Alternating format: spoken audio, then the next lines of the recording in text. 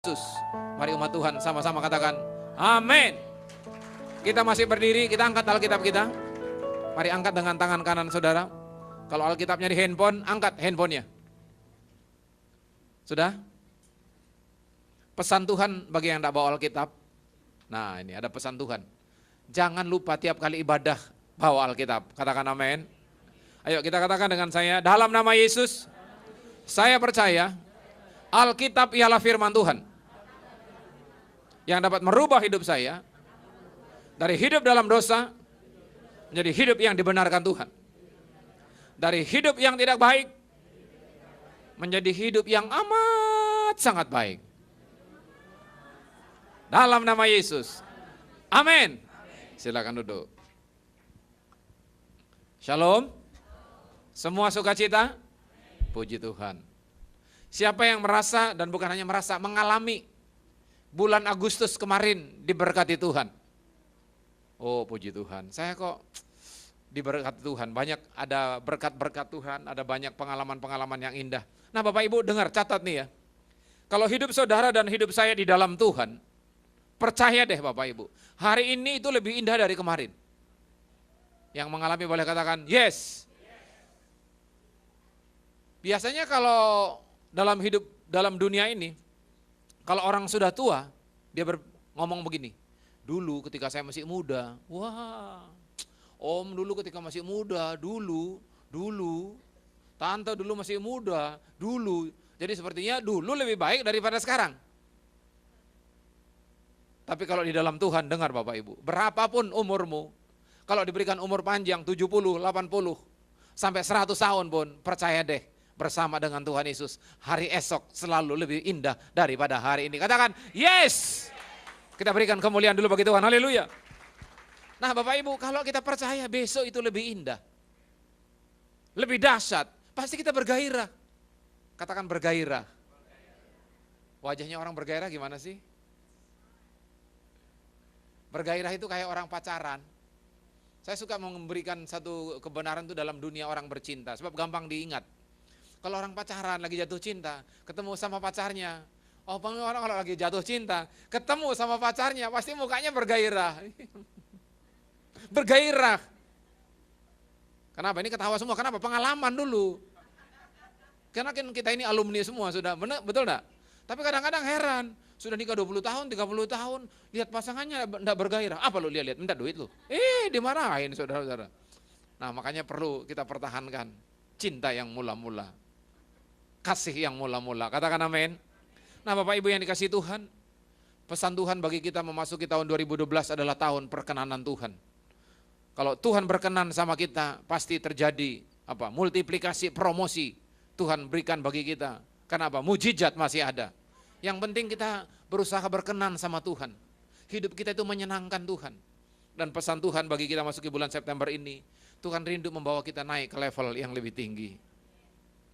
Kalau kita naik pesawat Bapak Ibu, kita lihat Jakarta itu, ya itu hanya kecil-kecil rumah-rumah yang tadinya sampah-sampah di Jakarta, kali-kali yang tadinya bau, kok enggak kelihatan Bapak Ibu, hanya kelihatan kecil, makin terbang tinggi, makin kecil. Begitu kita terbang tinggi, semakin tinggi, akhirnya apa yang kelihatan?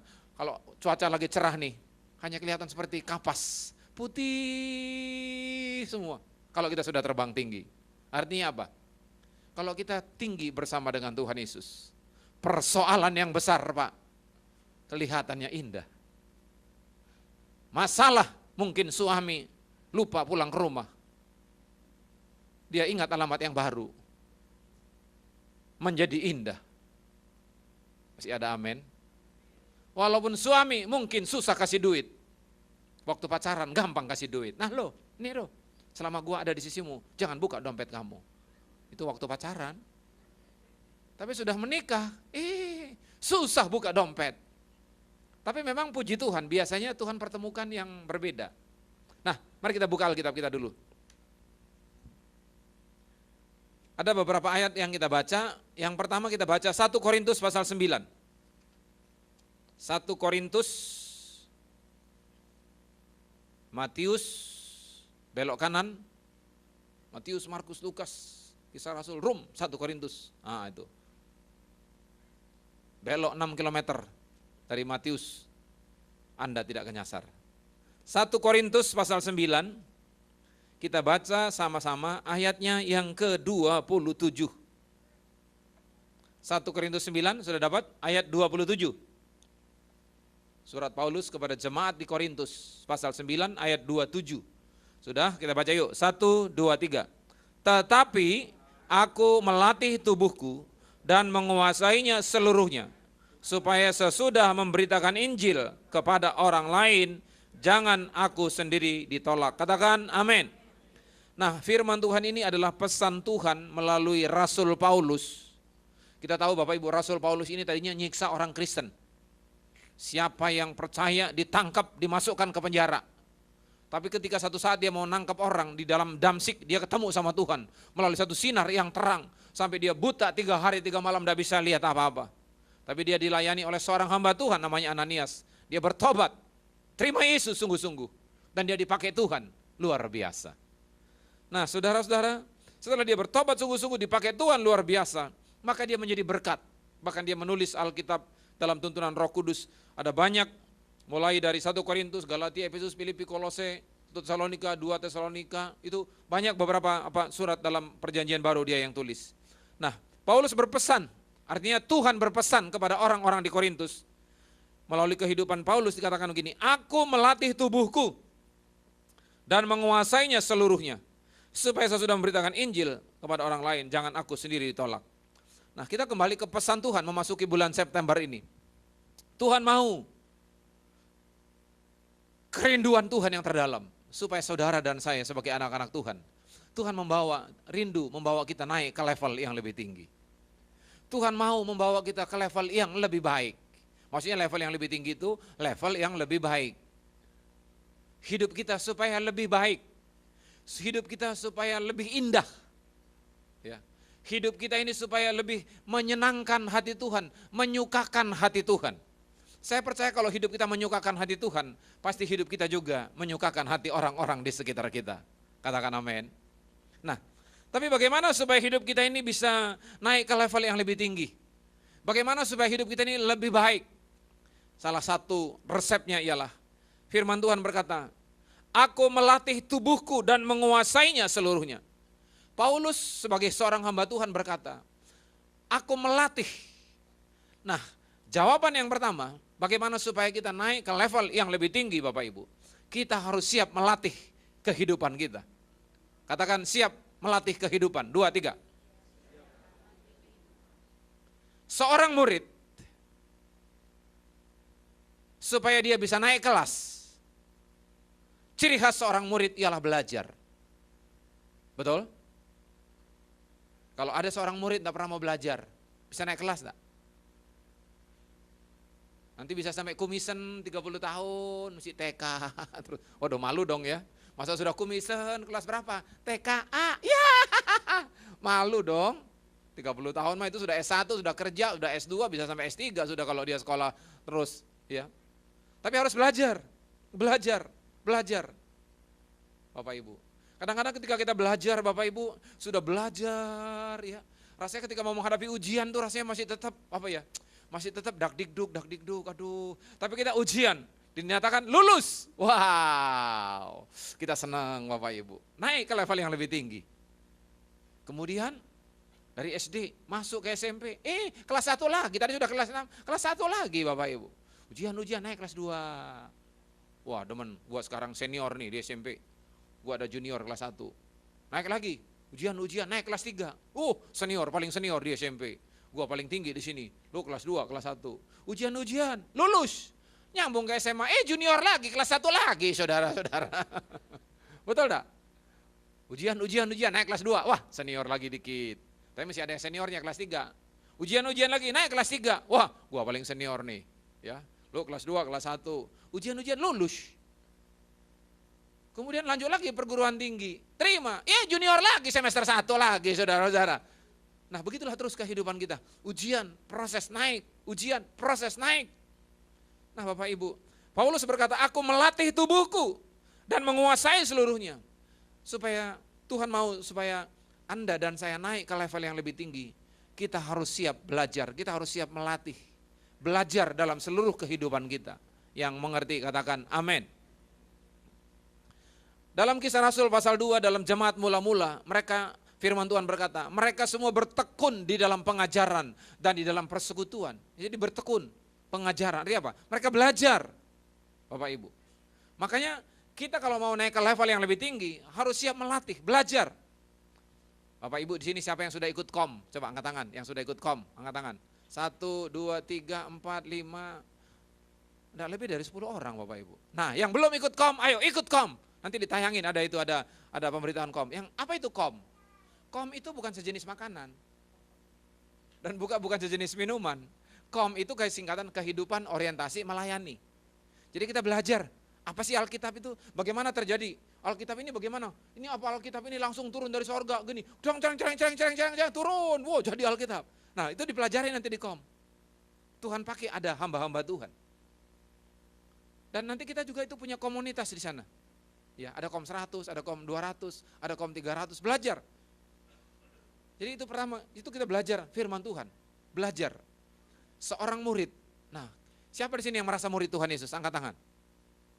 Oh, puji Tuhan. Dan katakan, sekali murid, tetap murid Yesus. Katakan 2, 3. Jangan sampai mantan murid Tuhan Yesus. Sebab kalau mantan murid Tuhan Yesus, dulu murid, sekarang kagak. Ya. Kalau kita tidak ada alumni-alumninya, nanti kalau diwisuda sama Tuhan, itu nanti ya sudah, wisuda, rest in peace. Mau diwisuda Tuhan langsung? Itu nanti, itu wisudanya Tuhan, itu sudah selesai. Artinya apa? Kehidupan kita ya sudah langsung. Kalau rumahnya di Pondok Indah, langsung pindah Pondok Rangon. Nah itu sudah diwisuda, wisuda, ya sudah. Jadi selama kita hidup terus belajar. Berapa tahun pun kita hidup. Belajar terus, belajar firman. Apalagi kemarin pesan Tuhan bagi kita, bukan hanya bagi anak muda, bagi kita semua.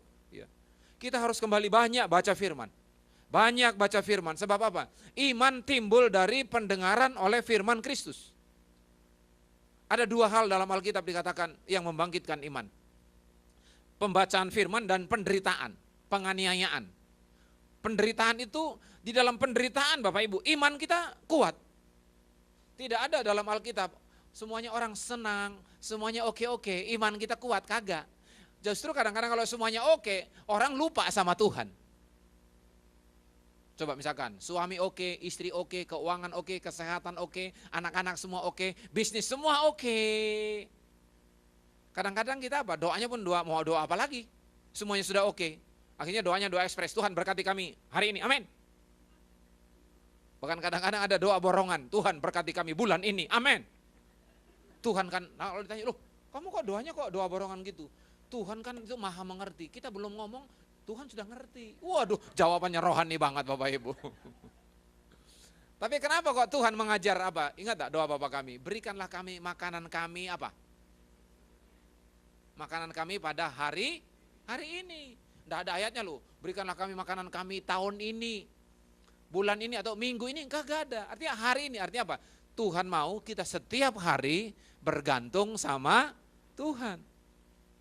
Jadi kalau semua oke, kadang-kadang kita doanya juga kurang serius gitu loh. Sebab apa lagi yang didoain, kan betul enggak? Dulu Bapak Ibu ini saya tuh kesaksian. Dulu saya takut doain orang sakit. Kenapa? Saya pernah punya pengalaman di Kupang nih. Ada ini orang dari Kupang. Doain orang sakit Bapak Ibu. Belum doa Bapak Ibu, baru baca Alkitab, tante. Meninggal duluan. Waduh. Tapi sebenarnya itu satu ini, mereka senang, hanya saya stres. Kenapa? Orang ini sudah lama sakit. Jadi mereka sebenarnya tinggal minta penyerahan. Karena sudah lama sakit. Tapi enggak mati-mati. Gitu, tapi kan ngeri kan liatin orang begitu kan. Lidahnya keluar-keluar, oh serem gitu. Ya syukur mati-mati, ini enggak mati-mati Bapak Ibu. Jadi yang nungguin juga stres. Jadi panggil kami sebagai hamba Tuhan. Saya belum doa, sudah mati. Baru saya kan ingat, iman timbul dari pendengaran. Saya bacain firman dulu. Begitu saya bacain firman, langsung dia tenang. Tenang ketika mau doa, dibangunin kagak bangun-bangun. Jadi lama saya doain, jangan-jangan nanti saya belum doa, mati lagi. Jadi lama deh, saya enggak berani doain orang sakit. Tiba-tiba apa yang terjadi Bapak Ibu? Tuhan izinkan anak saya sendiri yang sakit. Nah kalau anak sendiri sakit gimana? Ya pasti didoain loh. Akhirnya apa yang terjadi Bapak Ibu? Sakitnya agak parah lagi. Selama 1 tahun Bapak Ibu, dia ada gangguan di dalam darahnya. Itu trombositnya rendah. Ya dulu enggak ngerti, belum ada banyak orang kena demam berdarah. Bukan demam berdarah sih, tapi ada gangguan. Jadi tiap minggu darahnya diambil, periksa. Oh trombositnya sekian, naik turun. Kadang-kadang waktu periksa itu Bapak Ibu, ini yang bagian-bagian darah-darah semua ini. Ada yang leukemia lah, ada yang thalassemia lah, pokoknya yang bagian penyakit darah-darah semua ini. Kadang-kadang sudah ketemu, itu yang sana pasien kemarin yang minggu lalu kok enggak ada lagi ya. Itu kalau sudah enggak ada, itu sudah rest in peace. Sudah inna ilahi wa inna rajiun. Sudah dipanggil Tuhan, sudah menghadap. Loh itu yang kemarin duduk di sana, pasien kemarin biasa kan kalau kita hari yang sama ketemu itu tiap minggu kontrol kan. Itu yang kemana duduk di sana, sudah enggak ada. Oh itu berarti sudah menghadap. Setahun Bapak Ibu, waduh. Tapi karena justru melalui keadaan itu kita doa serius, Tuhan. Tuhan tolong. Tuhan kami percaya Engkau bisa melakukan mujizat. Bapak Ibu, satu waktu Tuhan nyatakan mujizat, sembuh anaknya. Dan puji Tuhan sampai hari ini dia sehat walafiat. Kita berikan kemuliaan bagi nama Tuhan. Jadi melalui kejadian itu Bapak Ibu, wah kita doanya serius. Dan tak takut doain orang sakit. Kenapa? Saya punya pengertian begini. Kalau misalkan ada orang sakit tadi, ya, belum doa, baru baca Alkitab, langsung dia jalan. Yang cabut nyawanya saya atau Tuhan? Ayo coba. Yang bikin dia mati saya atau Tuhan? Kok ragu-ragu? Dan kalau berita yang sisi yang lain. Kalau misalkan ada orang sakit parah, kemudian kalau saya doain, ya, orang itu sembuh. Yang bikin sembuh saya apa Tuhan? Tuhan juga kan. Kita ini hanya alat. Jadi kalau misalkan punya dipanggil Tuhan, itu bukan kita yang pencabut nyawa. Tapi kalau sembuh pun bukan kita yang nyembuhin, kita ini hanya alat. Jadi mari Bapak Ibu, kita harus terus belajar. Jadi jangan takut lagi, kalau ada anggota keluarganya yang sakit, jangan takut. Katakan amin. Sebab ada janji Tuhan, tanda-tanda ini menyertai para pendeta, enggak ada ayatnya begitu. Tanda-tanda ini menyertai para pejabat, enggak ada.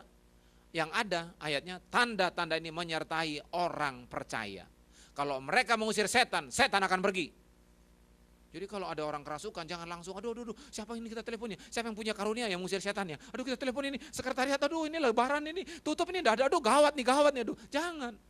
Anda diberikan kuasa. Yang percaya katakan amin. Ini mukanya kelihatan kok banyak ragu-ragu.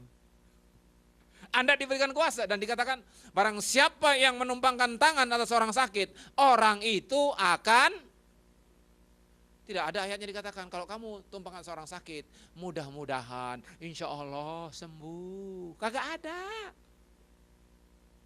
Tapi dikatakan kalau kamu tumpangkan tangan atas orang sakit, orang itu sembuh. Nah, jadi kalau ada orang sakit, ya, Anda diberikan kuasa, pegang janji itu. Jadi kalau keluargamu sakit, doakan dengan iman. Nah, belajar, ini harus belajar Bapak Ibu. Saya beberapa waktu yang lalu pergi ke Malaysia, di Sabah, di Sarawak ya. Wah, orang di sana itu sederhana Bapak Ibu. Tapi kalau dengar firman, langsung dia tangkap dan dia lakukan dengan simple. Dan dia lakukan dan mereka mengalami mujizat Bapak Ibu. Mereka enggak tahu banyak firman, tapi apa yang mereka tahu, dia lakukan. Dan mereka melihat mujizat. Mari Bapak Ibu. Justru kalau itu kita lakukan, nanti Anda akan melihat mujizat. Pernah satu waktu istri saya, ada tiba-tiba dia dapat telepon. Ada orang meninggal, tabrakan. Lagi di kamar mayat. Nah tiba-tiba di kamar mayat, orang tua ini, anaknya kerasukan, sudah di kamar mayat bisa ngebayang kan? Kamar mayat kan suasananya tidak kayak di hotel kan suasananya happy, ini kamar mayat biasanya sunyi senyap, malam kudus. Suasananya suasana pergumulan, namanya kamar mayat. Sudah begitu ada lagi anaknya yang meninggal ini, bapak ini kerasukan, tambah serem. Terus istri saya berpikir, aduh gimana ini, saya ini tidak pernah doain ada orang kerasukan begini. Coba telepon sana, telepon sini, Tuhan izinkan, tidak ada yang angkat. Tiba-tiba Tuhan ngomong, kamu sendiri yang doain. Waduh, akhirnya apa Bapak Ibu? Akhirnya istri saya berkata, dalam nama Yesus aku percaya firman-Mu ya dan amin. Dalam nama Yesus aku ikat segala kuasa-kuasa roh jahat, roh-roh iblis yang mengganggu ini, dalam nama Yesus aku usir. Orang itu langsung langsung matanya tenang gini. Tadi sudah matanya kosong apa? Gasar Bapak Ibu. Anda diberikan kuasa.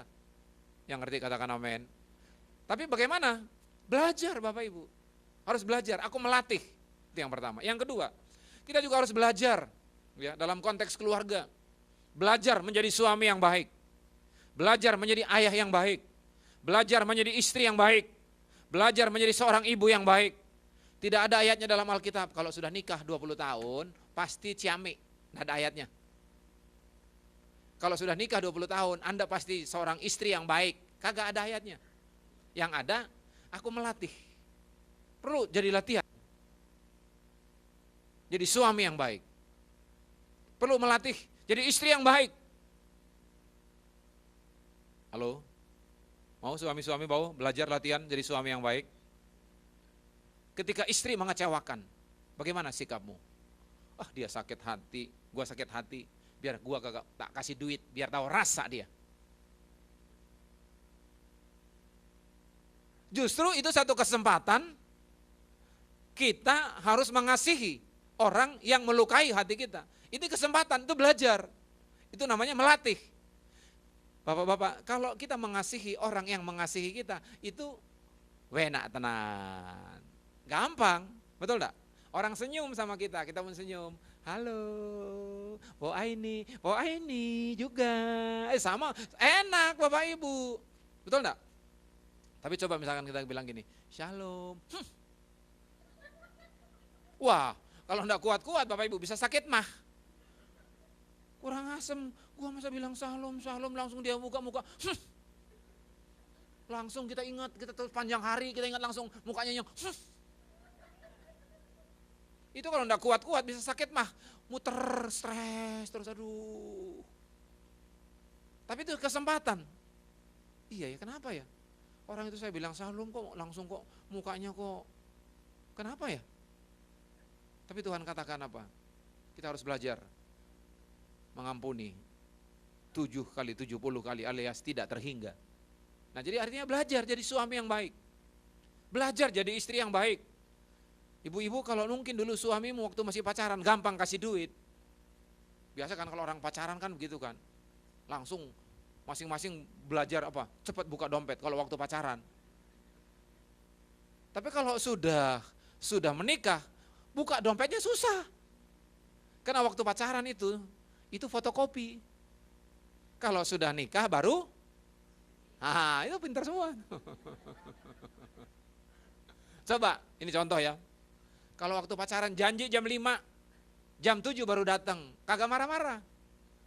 Sorry ya, gua terlambat. Oh kagak apa-apa. Senyum, sudah 2 jam masih bisa senyum, enggak apa-apa. Itu fotokopi. Tapi sudah menikah nih. Sudah menikah, istri baru dandan. Biasanya kalau ibu-ibu kalau dandan kan perlu lama kan. Baru 5 menit dandan, mobilnya sudah tet.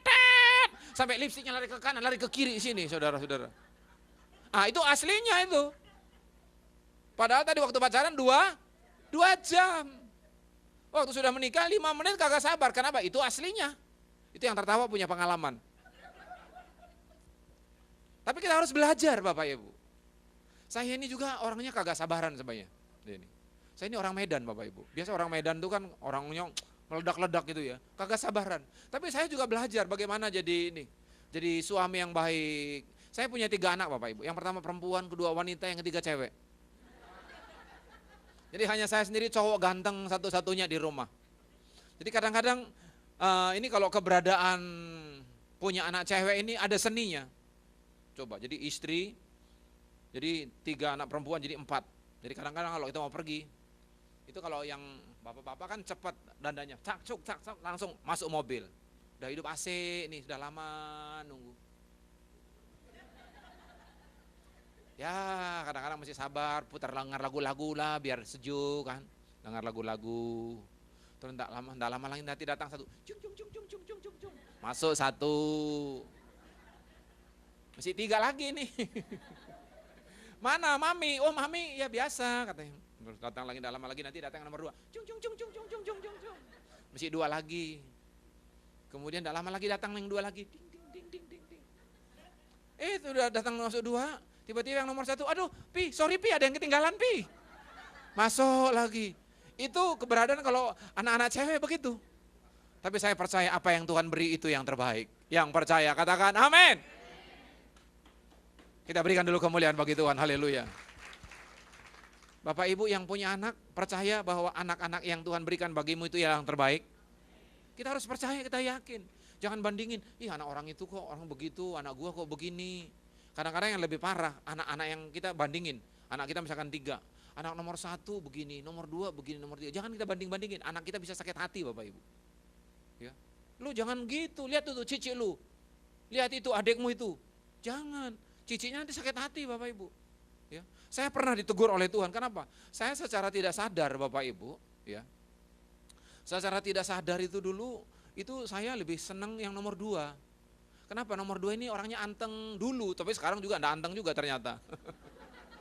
Jadi sampai umur 2 tahun, dia tuh anteng banget, sampai pernah waktu itu, dia itu tidur jatuh dari tempat tidur, sudah jatuh di bawah, dia tidur lagi di bawah Bapak Ibu, saking antengnya Bapak Ibu.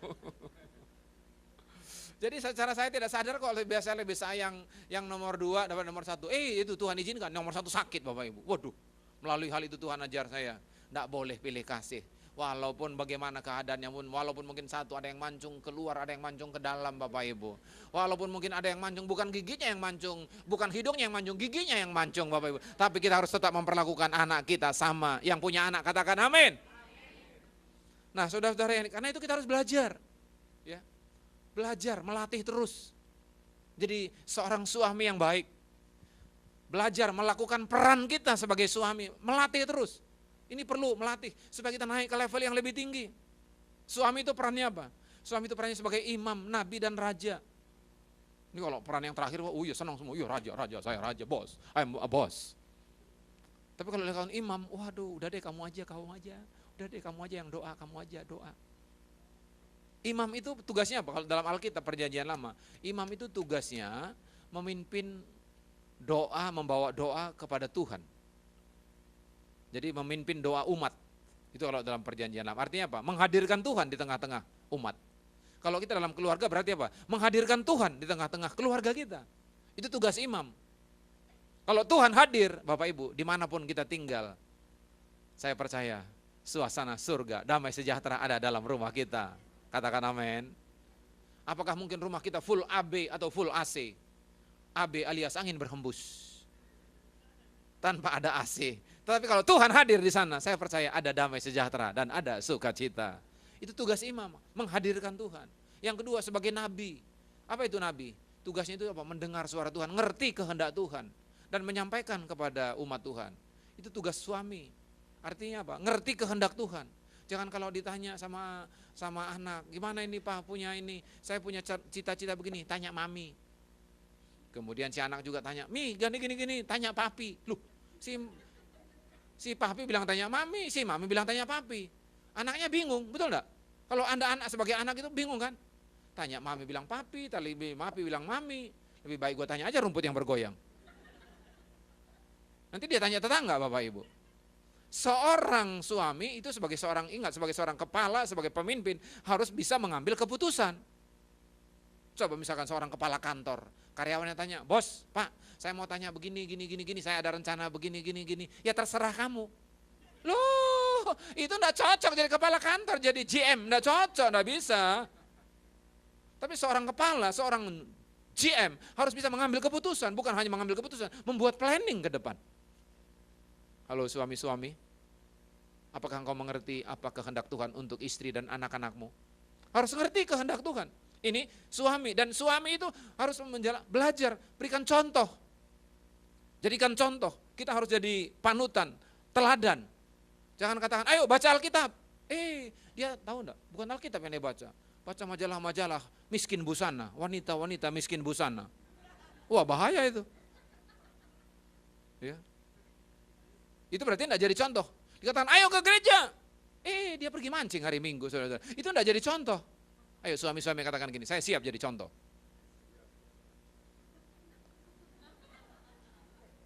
Kenapa kok pelan sekali? Ayo satu lagi bapak-bapak, saya siap jadi contoh. Nah itu jadi suami. Jadi belajar terus menjadi peran. Jadi tapi sebagai seorang ibu juga belajar terus, melatih. Dan ini perlu latihan Bapak Ibu, sama seperti pilot. Apa bisa belajar pilot langsung hari ini belajar, langsung besok langsung bawa pesawat Boeing 747? Kagak bisa. Pertama-tama setelah belajar teori, bawa belajar dulu pesawat. Ada instrukturnya, dia dilatih. Ayo sekarang pesawat kecil, enggak langsung pesawat Boeing gede, pesawat kecil Bapak Ibu. Di training dulu. Training berapa ratus jam baru dapat license jadi pilot. Sudah jadi pilot belum Bapak Ibu, langsung dia pesawat itu enggak langsung pilot, co-pilot dulu. Sekian berapa jam, baru nanti dari co-pilot, baru jadi pilot. Latihan. Demikian juga jadi seorang istri. Latihan. Melakukan perannya. Istri itu adalah pendamping, penolong, pendamping, dan penghibur. Latihan. Suami itu, kenapa diberikan istri penolong? Karena sebenarnya prinsip wanita itu luar biasa. Karena itu banggalah Anda menjadi wanita. Jadi jangan pernah berkata, aduh aku ini wanita. Nanti kalau punya anak pun dianggap cucu luar. Aku ini orang luar. Coba orang luar ini kan sedih nasibnya kan kalau begitu. Tapi anak laki, cucu dalam. Saya perempuan, cucu luar. Ya. Enggak bawa marga, ya. Cucu luar, orang luar. Sedih kalau begitu tuh. Tapi mari Alkitab berkata, laki-laki dan perempuan sama-sama diciptakan menurut gambar dan rupa Allah. Alkitab menyatakan laki-laki dan perempuan sama nilainya di hadapan Tuhan. Hanya karena nenek moyang kita sudah jatuh dalam dosa, menganggap laki-laki lebih super. Sama seperti orang Yahudi, orang Chinese, orang Batak, sami mawon. Kalau orang Jawa menganggap mereka sama, justru orang Yahudi, orang Chinese, orang Batak itu sama, patriarkat. Jadi laki dianggap super. Ya, sama dalam Alkitab, Yakub itu kan sebenarnya punya anak 13. Tapi satu namanya perempuan, Dina. Nggak dihitung, kasihan Dina ini. Kenapa? Anak luar. Kasihan deh Dina. Kenapa? Anak perempuan. Tapi Alkitab sebanyak, nenek moyang kita juga begitu. Saya itu kok enggak kebetulan Bapak Ibu, saya sebagai hamba Tuhan, ya, kok dikasih tadi 3 anak, pertama perempuan, 2 wanita, yang ketiga cewek. Saya 6 orang bersaudara. Justru saya punya koko itu nomor 4, yang pertama laki, yang kedua pria, yang ketiga cowok. Saya kok ekstrim sana, dia tuh ekstrim sini. Mungkin kalau yang saya punya saudara itu dikasih yang cewek, dia enggak bisa terima. Nah, mari kita kembali ke Alkitab Bapak Ibu. Belajar. Laki-laki itu suka ditolong. Dan perempuan itu kenapa disebut penolong? Karena ada potensi-potensi yang ada pada perempuan. Tidak ada pada pria. Apa itu? Kalau urusan penderitaan, Pak. Urusan kesulitan, air mata, perempuan lebih kuat daripada pria. Tapi kalau urusan memang fisik, apa kekuatan fisik mau suruh manggul-manggul begitu, mungkin pria lebih kuat. Tapi kalau urusan misalkan masalah menghadapi kesulitan, menghadapi penderitaan, air mata. Kenapa? Perempuan itu sudah terlatih menghadapi rasa sakit. Mereka sudah latihan Pak, tiap bulan mereka latihan. Jadi sudah biasa, kalau kita mana pernah ada latihan-latihan, on fire terus. 1 Januari sampai 31 Desember, oke terus. Kalau perempuan tiap bulan latihan. Belum lagi nanti umur 50 tahun, datang namanya menopause. Itu latihan lagi. Ya, ada banyak perubahan-perubahan hormonal lagi. Wah itu, makanya perempuan itu punya satu kekuatan yang tidak dimiliki. Jadi kalau urusan penderitaan, kesulitan, perempuan lebih kuat. Mau tahu buktinya? Lihat pasangan-pasangan yang muda. Ya. Kalau suaminya meninggal, pasangan muda, ada banyak istri. Udah deh, gue enggak mau kawin lagi deh. Anaknya juga masih kecil-kecil, nanti kalau kawin lagi juga belum tentu cocok. Dia besarin anaknya. Ini kalau suami meninggal. Tapi kalau sebaliknya, pasangan muda, istri meninggal, biasanya diselesaikan dengan hikmat dalam tempo sesingkat-singkatnya. Kawin lagi, mana tahan. Loh, tapi tidak salah loh kalau sudah istrinya sudah meninggal. Tidak salah, tapi artinya ini bukti laki-laki itu tidak tahan menderita. Ya memang dari sononya kan Tuhan sudah ngomong, Kejadian 2 ayat 18, tidak baik laki-laki itu seorang, itu memang sudah dari sononya Pak, jadi memang sudah begitu. Buktinya aja kalau sudah tua, ini tadi kan yang muda, yang sudah tua, kalau si opa dipanggil lebih dahulu, itu si oma biasanya lama bertahan. Tapi kalau si oma yang dipanggil terlebih dahulu, enggak lama opa pasti nyusul. Perhatikan aja deh pasangan-pasangan. Kenapa si opa itu enggak bisa tahan sendiri? Coba, tinggal sendiri ini. Mau ngomong sama anak sudah itu jauh, apalagi ngomong sama cucu, kagak nyambung. Betul enggak? Si cucu ngomong tentang era digital, tentang handphone ini, tentang Twitter, tentang Facebook. Apa itu Twitter, Facebook? Kagak ngerti. Si opa mana ngerti? Ya sudah, dia pikir udahlah Tuhan panggil aja kok. Ya sudah jalan dia sudah. Nah jadi banggalah Anda sebagai wanita-wanita. Karena Anda diberikan satu pengurapan kekuatan yang kami tidak pria punya. Mari wanita-wanita katakan gini, aku bangga jadi wanita. Ayo dong, aku bangga jadi seorang wanita, katakan. Kita berikan dulu kemuliaan bagi Tuhan, haleluya. Nah jadi makanya dijadikan penolong. Yang kedua, dia dijadikan pendamping. Jadi latihan, banyak dampingin suamimu. Ya. Kalau ada pria-pria suami-suami yang tidak suka didampingin sama istri, itu justru tanda tanya itu. Ya. Udah gua jalan sendiri aja, jalan sendiri, lu di rumah aja. Itu tanda tanya itu. Coba lihat itu contoh. Pemimpin kita kan, Pak Niko itu kemanapun selalu didampingi. Itu kasih contoh. Contoh bagi kita. Ya. Suamimu, coba aku tanya suami-suami di sini. Bapak-bapak senang enggak kalau didampingin sama istrimu? Halo? Atau lebih senang didampingin oleh wanita lain? Wah bahaya itu, bahaya itu. Senang enggak? Kalau saya itu sebenarnya senang. Ya. Makanya saya kemana-mana saya lebih senang. Kalau istri saya bisa dampingi, tapi kadang-kadang ada faktor-faktor tertentu, kita masih punya tanggung jawab yang tidak bisa. Tapi sebenarnya senang. Sebab apa? Memang tugas seorang istri itulah mendampingi. Ya, dampingin. Yang ketiga dikatakan penghibur. Latih terus sebagai penghibur. Dalam Kamus Umum Bahasa Indonesia tidak ada istilah laki-laki penghibur. Yang adalah wanita, walaupun konotasinya negatif. Tapi artinya sebenarnya pengurapannya ini Tuhan berikan bagi wanita. Tapi kalau sudah bertobat bukan berarti dicabut, enggak. Hanya fokusnya diarahkan. Yang dihibur siapa? Suamimu. Kalau tadinya sebelum bertobat suami orang yang dihibur. Tapi sekarang suami. Sebab apa? Itu tadi. Ada satu pengurapan khusus. Makanya tahu enggak bapak-bapak? Kenapa wanita dikasih 7 pusat saraf oleh Tuhan untuk berkata-kata? Sebab salah satu alasannya Pak, untuk dia menghibur. Menghibur itu perlu ngomong. Kalau wanita tahu enggak ibu-ibu, hanya 2 pusat saraf untuk ngomong. Coba bandingin, 2 banding 5. Makanya kalau wanita itu di mana-mana suka ngobrol. Itu Bapak Ibu, itu sedang dia mengaktifkan 7 pusat saraf. Coba lihat aja nanti kalau ada di toilet. Di toilet tuh mereka enggak langsung, pernah enggak bapak-bapak? Yuk, kau yuk ke toilet. Mau kemana ke toilet? Lu enggak pernah kalau laki-laki, kalau mau ke toilet pergi aja sendiri. Betul enggak? Tapi kalau perempuan, ayo Cik, kemana ke toilet? Oh iya, gue juga mau ke toilet nih. Sembari ngobrol nanti di jalan, bajunya bagus ya Cik, ya beli di mana? Biasa, Menggo tuh. Ada cerita, itu sedang mengaktifkan 7 pusat saraf. Jadi bapak-bapak, kita harus ini, kalau istri-istri cerita, enggak usah terlalu ditanggapin Pak. Kenapa? Kadang-kadang wanita itu ceritanya, dia itu hanya sekedar report. Kalau laki-laki rapot, mau kasih penilaian. Jadi report, enggak usah ditanggapin, kita dengar gini aja. Dan kita rubah paradigma kita, dia sedang mengaktifkan 7 pusat sarafnya. Jadi kita gini aja, gini, gitu ya, dia cerita nanti Pak,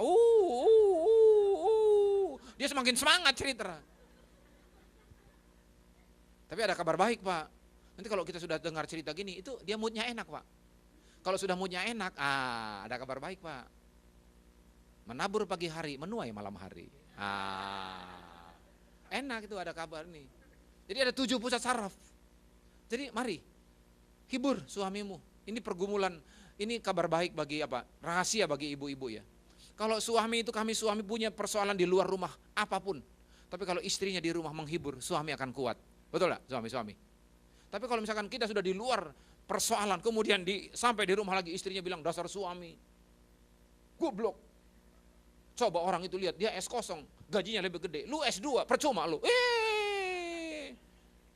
Itu enggak menghibur.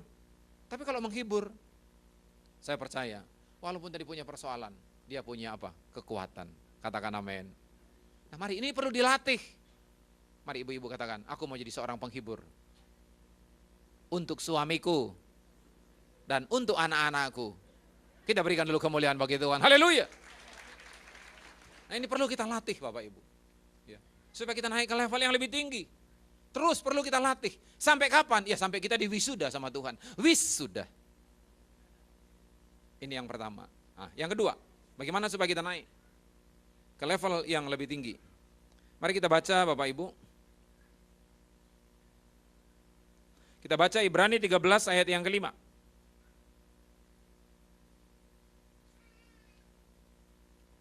Ibrani 13 ayat yang kelima, sudah dapat? Ibrani pasal 13 ayat yang kelima. 1, 2, 3. Janganlah kamu menjadi hamba uang, dan cukupkanlah dirimu dengan apa yang ada padamu. Karena Allah telah berfirman, aku sekali-kali tidak akan membiarkan engkau, dan aku sekali-kali tidak akan meninggalkan engkau. Katakan amin. Bapak Ibu yang dikasihi Tuhan, ada pernah satu kisah Tuhan Yesus memberikan satu gambaran, bahwa dikatakan ada orang anak kaya, orang muda yang kaya. Dia datang kepada Tuhan, Tuhan, apa yang aku perbuat supaya aku bisa berkenan kepada Bapa di sorga? Dikatakan, lakukanlah ini, lakukanlah itu. Kemudian anak muda yang kaya ini katakan, aku semua sudah lakukan. Oh, kalau gitu tinggal satu yang kamu lakukan. Juallah hartamu, berikan kepada orang miskin dan ikutlah aku. Kemudian Alkitab berkata, maka pergilah anak muda itu dengan sedih hati. Kenapa? Anak muda ini hatinya terikat dengan harta. Nah Bapak Ibu yang dikasihi Tuhan, kalau kita mau naik ke level yang lebih tinggi, kita harus belajar Bapak Ibu untuk menomorsatukan Tuhan di atas segala-galanya. Katakan amin. Mengutamakan Tuhan di atas segala-galanya. Tuhan yang nomor satu. Tuhan yang nomor satu. Tuhan yang terutama.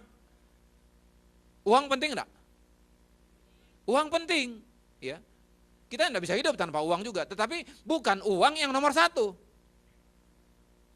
Tanpa Tuhan Bapak Ibu, uang itu tidak membawa kebahagiaan. Tanpa bersama-sama dengan Tuhan. Coba, uang sedikit Bapak Ibu, bisa suami istri bisa konflik.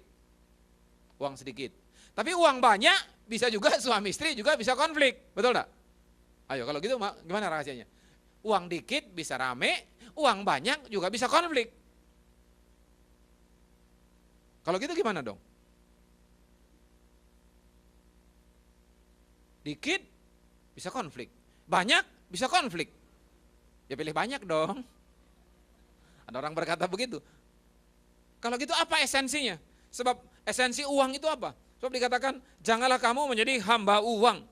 Nah hamba uang, hamba artinya apa? Berarti kita diperintah oleh uang. Kalau ada uang, sukacita.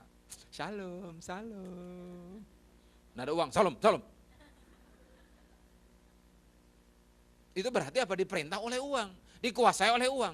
Uang memang penting, tapi jangan sampai uang yang memerintah, yang menguasai hati, pikiran, hati, emosi, dan roh kita Bapak Ibu. Kita mau kemana-mana pun perlu uang, mau ke gereja pun perlu uang, kita semua perlu uang.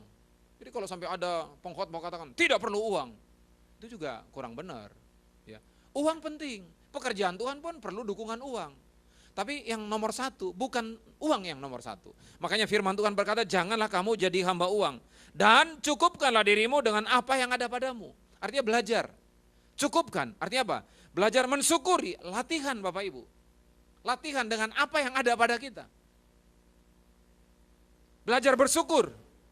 Orang kaya bukan tergantung jumlah nominal yang berapa dimiliki oleh orang itu. Mungkin bisa, Bapak Ibu, ada mungkin laporan-laporan orang terkaya di dunia ini. Bill Gates pernah menjadi orang yang terkaya di dunia ini dengan sekian miliar US dollar yang dia miliki. Itu ukuran dunia ini yang terkaya. Tapi tahu enggak Bapak Ibu, Bill Gates sendiri dia resign. Didirikan satu kenapa? Dia merasa dengan uang yang segitu banyak tidak membawa damai sejahtera. Akhirnya dia dirikan satu yayasan untuk menolong orang-orang susah. Nah itu buktinya. Kenapa? Dia merasa uangnya itu dia sudah termasuk orang kaya dunia. Tapi dengan jumlah uang itu tidak membawa kebahagiaan. Dia dirikan satu yayasan untuk menolong orang-orang susah dan anak-anak yang terlantar. Dengan apa? Menolong itu dia merasa hidupnya berarti. Nah Bapak Ibu yang dikasih. Jadi orang kaya sebenarnya bukan tergantung jumlah nominalnya. Tapi orang kaya itulah orang yang bisa mensyukuri berapapun berkat yang dia terima, yang dia miliki. Itu adalah orang kaya. Yang ngerti katakan amin. Sudah nangkap Bapak Ibu, siapa orang kaya? Kalau gitu siapa di sini orang kaya? Angkat tangan. Oh belum semua nangkap kalau gitu. Saya orang kaya Bapak Ibu. Kenapa? Kita harus mensyukuri apapun, berapapun berkat yang kita terima. Kalau kita bisa mensyukuri, Anda orang kaya. Tapi walaupun 10M satu hari Anda terima, ini satu hari loh, bukan 10 bulan. Saya 1 tahun juga kagak ada. Tapi kalau Anda tidak bisa mensyukuri, Anda bukan orang kaya. Tapi walaupun mungkin tidak sampai cetiau satu hari, tapi kalau kita bisa syukuri, terima kasih Tuhan, Engkau sudah berikan berkat ini. Aku bersyukur dan kita kasih perpuluhan. Kemudian yang kedua, kita tabung, kita saving. Baru yang ketiga, kita pergunakan, kita berterima kasih. Anda orang kaya. Halo? Saya berdoa supaya pulang dari sini, jemaat Mangga 2 di sini semua yakin bahwa Anda semua adalah orang kaya. Orang miskin, saya pernah baca satu buku Bapak Ibu. Orang miskin itu sebenarnya bukan masalah uang, tidak ada uang atau tidak. Tapi masalah miskin itu adalah masalah pola pikir, paradigma. Ya. Banyak orang miskin, kenapa? Memang paradigmanya miskin. Ya. Tanya, coba, paradigma yang miskin, kamu punya cita-cita apa? Aku enggak punya cita-cita. Nah, ini orang miskin betul. Punya cita-cita aja enggak punya, miskin. Tetapi kalau orang punya paradigma yang, jadi masalah miskin atau itu bukan masalah tidak punya uang, itu masalah paradigma Bapak Ibu, masalah pola pikir. Tapi kalau misalkan saya punya cita-cita, tahu enggak? Yang pernah dengar nama Honda kan? Sepeda motor Honda, mobil Honda. Tahu enggak? Saya baca dia punya biografi. Anak ini sebenarnya itu orang tuanya kerja di satu pabrik mesin apalah gitu. Kemudian dia pengen jadi apa? Pengen punya kerinduan, dia senang hal yang berbau mesin gitu, senang. Jadi waktu masih belasan tahun, dia ngelamar di satu perusahaan. Kemudian apa? Diterima. Tapi bukan diterima di pekerjaannya di pabrik itu, suruh jaga anak bosnya. Kena jaga anak bos, jadi dia bebas masuk ke ruangan mana, karena anaknya bos yang dijaga kan. Jadi ruangan mana dia liatin, orang kerja diliatin. Lama-lama dia sudah bosan itu, dia keluar ke tempat lain. Karena jagain anak terus. Dia sudah, tapi dapat ilmu ini sudah. Diterima di satu tempat. Kemudian dapat ilmu lagi Bapak Ibu. Dapat ilmu. Waktu itu Jepang lagi bergolak. Jadi dia tempel sepeda ini ditempel sama ini mesin. Jadi orang enggak usah ada kayu-kayu, tinggal aja.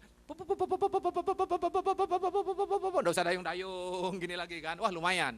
Itu berkembang terus. Dia penasaran. Satu waktu dia beli sepeda motor dari Eropa Bapak Ibu.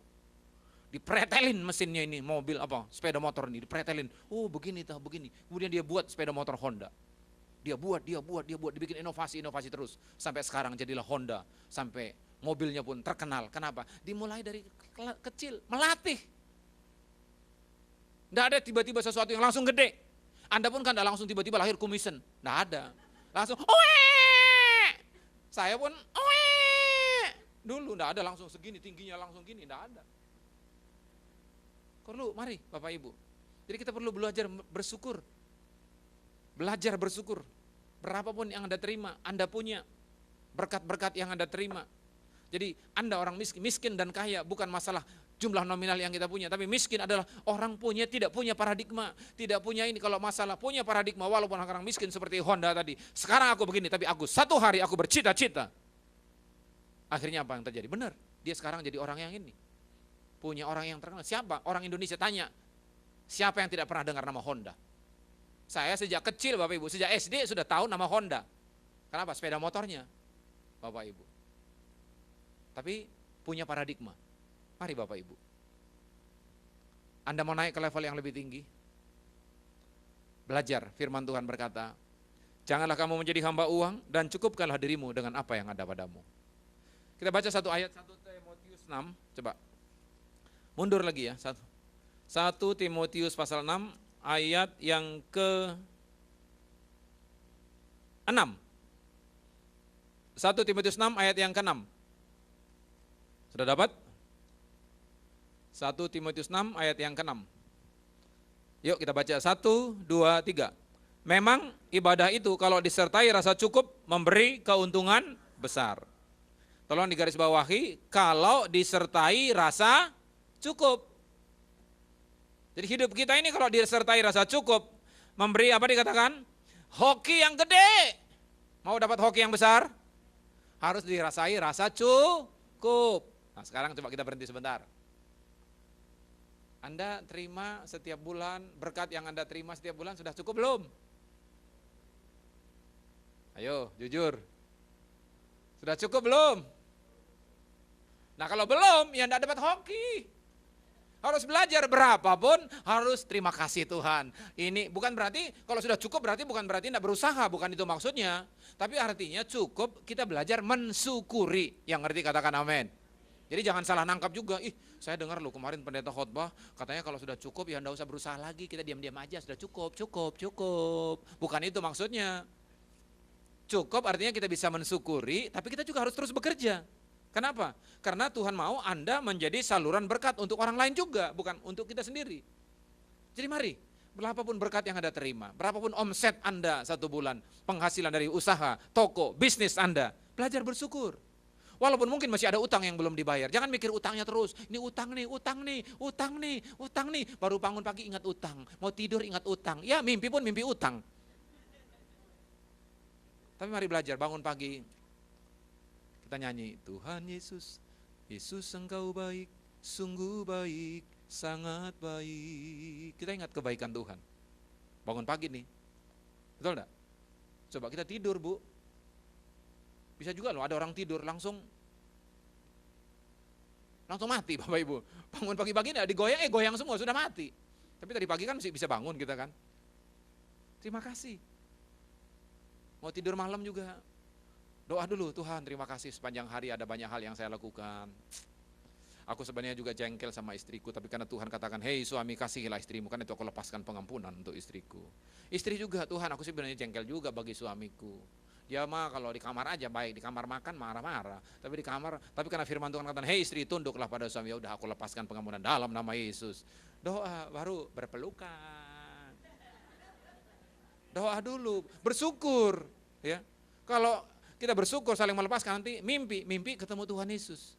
Tapi kalau jengkel, satu menghadap ke timur, satu menghadap ke barat, langsung tidur, nanti mimpi ketemu setan. Dikejar-kejar, pernah enggak mimpi dikejar setan? Mau ditangkap tapi kagak dapat, hampir, bangun pagi kagak seger, lemes. Kenapa? Mimpi ketemu dikejar-kejar setan. Tapi kalau mimpi ketemu sama Tuhan Yesus, wow bangun pagi, fresh. Katakan amin. Nah, karena itu mari belajar, bersyukur. Mari Bapak Ibu, mari saya undang WL untuk maju ke depan. Firman Tuhan hari ini mau mengajar kita untuk naik ke level yang lebih tinggi. Mari katakan, saya mau naik ke level yang lebih tinggi. Bagaimana supaya naik ke level yang lebih tinggi? Ada dua hal. Pertama, kita harus melatih. Ya. Melatih diri kita untuk belajar firman, melatih menjadi suami yang baik, melatih menjadi istri yang baik. Kemudian yang kedua, kita harus belajar bersyukur, jangan jadi hamba uang. Belajarlah kepada berterima kasih kepada apa yang ada. Ya. Dan kalau apapun seberapa besar pun jumlah yang Tuhan berikan bagi kita belajar mensyukuri. Dan kalau kita merasa cukup, maka Tuhan akan memberikan keuntungan yang besar. Yang mau katakan amin. Mari, saya undang semua bangkit berdiri.